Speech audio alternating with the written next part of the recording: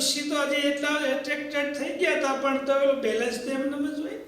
કોઈને કિડનેપ કરી નાખે તો એના ખાતામાં રૂપિયા આવે થોડા બે છે, એ તો એમને જ હોય પાછું. એ તો જેલો કિડનેપ કરનારને જ મળે, એ જ બધા લે છે. એમ આ કિડનેપ કર્યું જ કહેવાય. અત્યારના છોકરાનો સ્ટોરી કહો તો હું કેવું પડે એમને, એટલે થોડા એમ ઉપાડી ગયો તો એનું પછી સમજે નહીં. એટલે જંગલમાંથી ઉપાડી ઋષિને બેહાર્યા વહાણમાં. તો કે આ શું છે? તો કે આ બધું અમારા તપનું જ ફળ છે, તમે મલ્ટીપ્લાય કરતા જાઓ, બીજું કઈ નહીં, હજી તો ઘણું આવવાનું છે. નદીને સામે કિનારે આવ્યા. ઋષિએ વહાણમાંથી ઉતરીને જ્યાં ભૂમિ પર પગ મૂક્યો તુરંત વરસાદ થઈ ગયો. દુષ્કાળ દૂર. જ્યાં તો દુષ્કાળ દૂર થયો, પણ આ ઋષિને દુષ્કાળ પડી ગયો. એમનું શું? એમનું કઈ નહીં, આનો દુષ્કાળ શરૂ થઈ ગયો.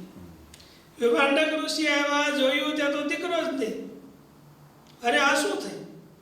સમાધિમાં જઈને જોયું, ઓહ આ તો લોમપત રાજાનું બધું કાવતરું છે. વાંધો નહીં, થોડું ધ્યાન ધારણા વધારે બાકી છે, જોઈ લઉં પછી જાઓ.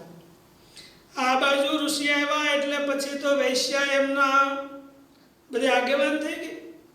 કારણ કે ઋષિ તો એમને જ ઓળખતા હતા, બીજા કોઈ ઓળખતા નહોતા. એટલે રાજાએ કહ્યું, બોલો હવે તમે કેમ કરીએ? તો કે જલ્દી લગ્ન કરી દો.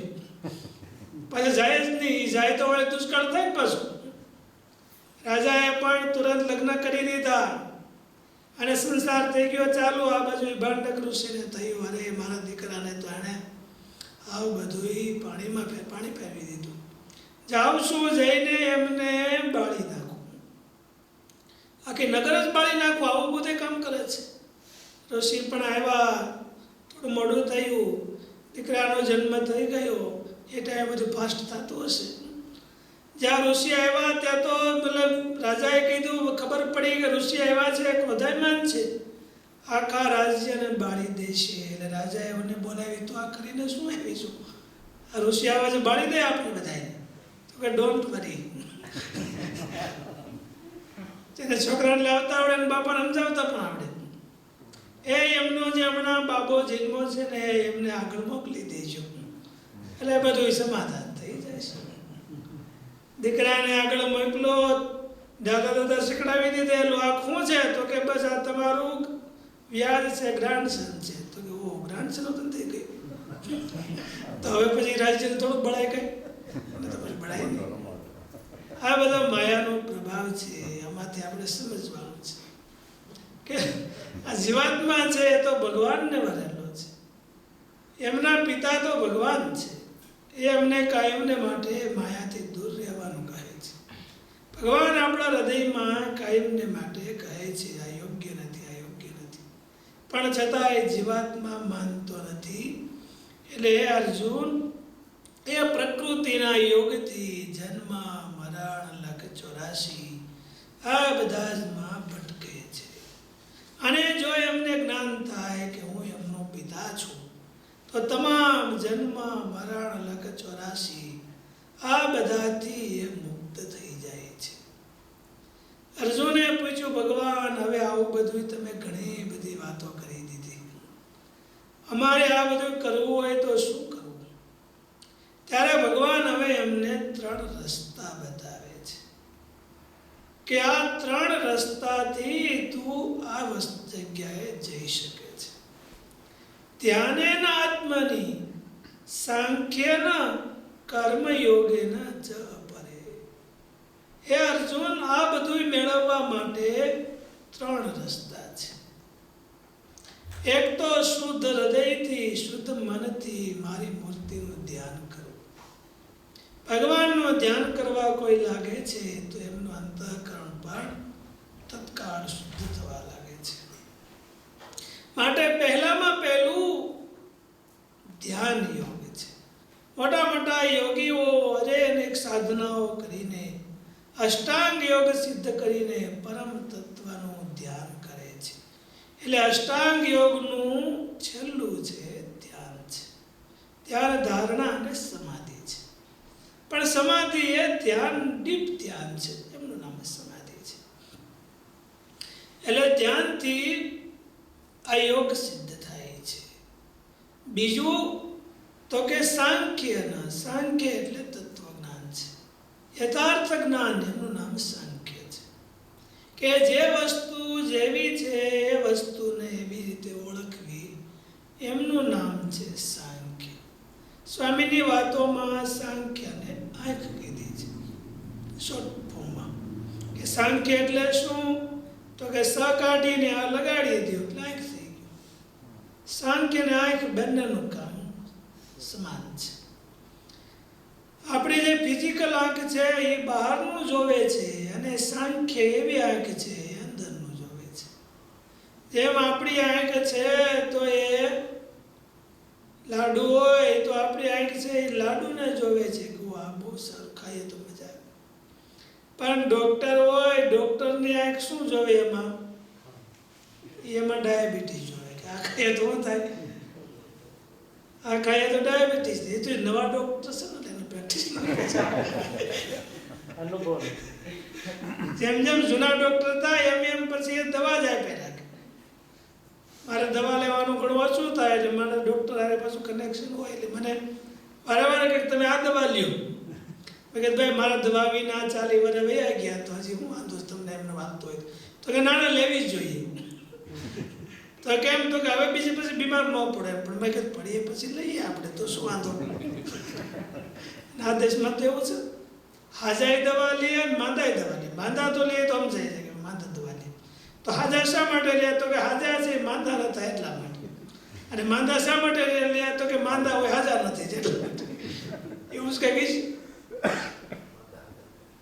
માંદા હાજા બે દવા જ લેવાની. કે બે દવા જ લેવાની હોય તો પછી શું વાંધો, હાજુ લેવાનું માંદું લેવાનું બેરકું થઈ ગયું. સાંખ્ય છે એ અંદરનું જોવે છે, બાહ્ય દ્રષ્ટિ અને આંતરદ્રષ્ટિ. આંતરદ્રષ્ટિ છે એનું નામ છે સાંખ્ય. વાસ્તવિકતાનું દર્શન, કે જગત છે એ એક પ્રકારનું દુઃખાલય છે એવું જે વાસ્તવિકપણે હૃદયથી મનાઈ જવું અને અનુભવાઈ જવું, એમનું નામ છે સાંખ્ય યોગ. સ્વામીની વાતોમાં એક દૃષ્ટાંત આવે છે કે એક 20 વર્ષનો યુવાન હતો. તો 20 વર્ષનો યુવાન એમને બપોરનો ટાઈમ હશે, માથે ભારો લઈને જતો હશે. એમાં સંતો સામેથી આવતા હશે. સંતોને થોડી વાર વિસામો લેવો હશે તો એ વૃક્ષ નીચે બેઠા હશે. અને આ જુવાન 20 વર્ષનો યુવાન અને માથે ભારો લીધેલો અને એકદમ ઝડપથી ચાલ્યો જાય, પરસેવે રેબજે બધું. સંતોએ કહ્યું, ભાઈ તમે આટલું બધું ઉતાવળમાં શું છો? થોડી વાર બેસો, વિસામો ખાઈ લ્યો, પછી જાજો ઘરે. ઘરે તો જવાનું જ છે. તો કે મહાત્માજી તમને ખબર ન હોય, તમારે કુટુંબ પરિવાર ન હોય એટલે તમે જ્યાં ત્યાં બેસી જાઓ ને જેવી રીતે મનમાં આવી રીતે હાલતા હતા.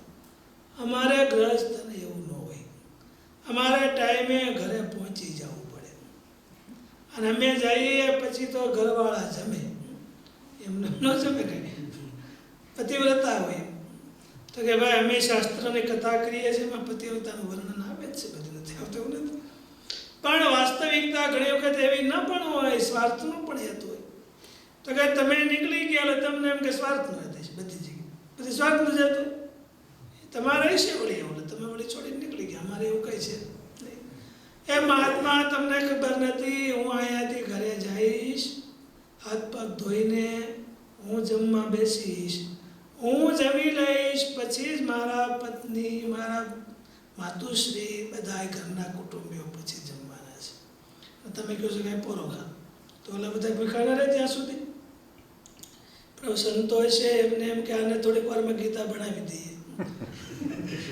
ડાયરેક્ટ ચાલુ કર્યો છેલ્લા અધ્યાયથી કે ભાઈ એવું ન હોય, બધું સ્વાર્થનું હોય. તો હું કહ્યું સ્વાર્થનું?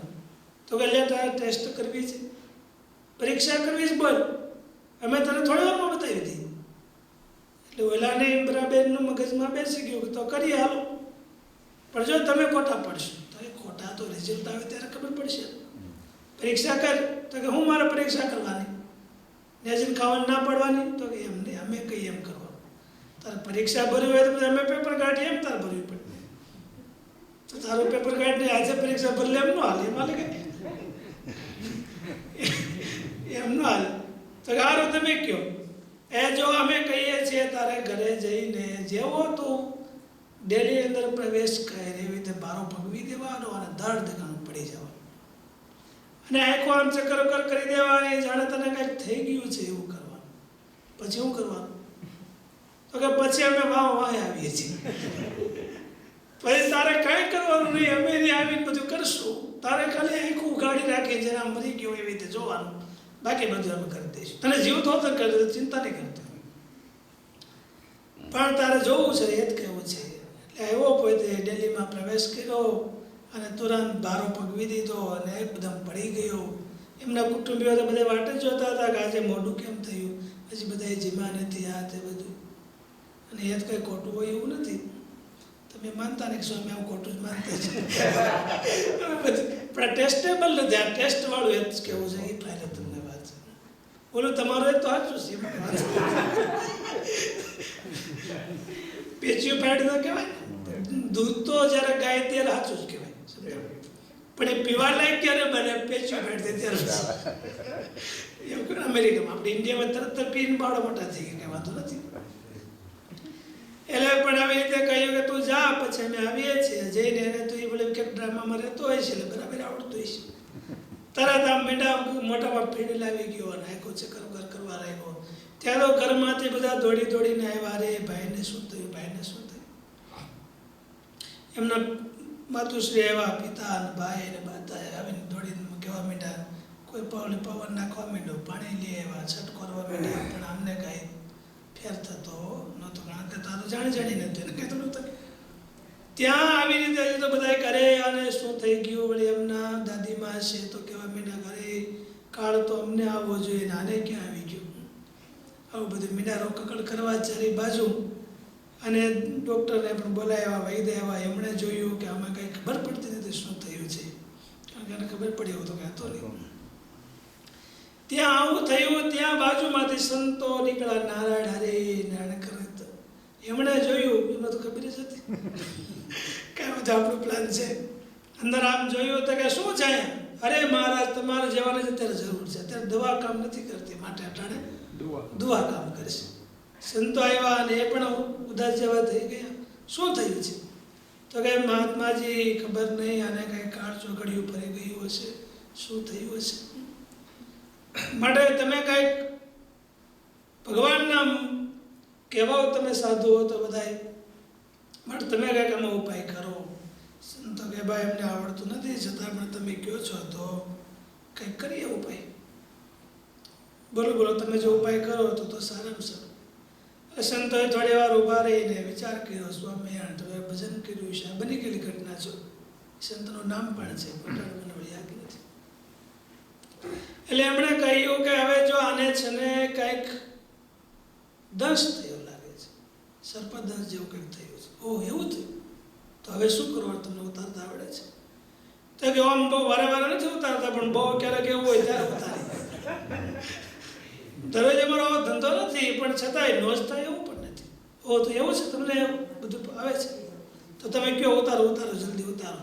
તો કે જો આમાં છે ને દૂધની જરૂર પડે, થોડું દૂધ તમે એક તાસડીમાં લઈ આવો, ગરમ કરીને મસાલા નાખી લેતા, પછી આપણે કરીશું.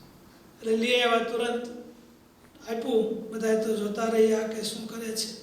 એમ છોકરાની ઉપરથી આમ ફેરવું, સ્વામિનારાયણ ફેરવતા બોલો તો જોતો રહ્યા કે મહાત્મા શું કરે છે. બધા ફેરવી અને સંતોને તો બધું આવડતું, ઉદાસ થઈને એકદમ કર્યું.